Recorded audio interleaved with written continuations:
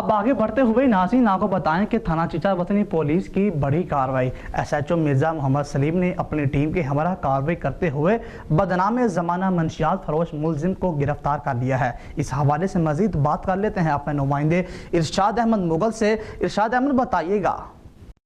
جی بالکل، تفصیلات کے مطابق ڈی پی او ساہیوال صادق حسین بلوچ کی ہدایت پر اور ڈی ایس پی سرکل چیچا وطنی منصور الہی صاحب کی زیر نگرانی ساہیوال پولیس کا جرائم پیشہ عناصر کے خلاف بلا تفریق اور بلا خوف و خطرہ کریک ڈاؤن جاری۔ ایس ایچ او تھانہ سٹی چیچا وطنی مرزا محمد اسلم نے اپنی ٹیم کے ہمراہ کارروائی کرتے ہوئے بدنام زمانہ منشیات فروش ملزم علی اکبر والد نور محمد سکنہ الفتح ٹاؤن چیچا وطنی سے 1400 گرام چرس برآمد کر کے ملزم کے خلاف مقدمہ درج کر لیا اور ملزم کو پابند سلاسل کر دیا۔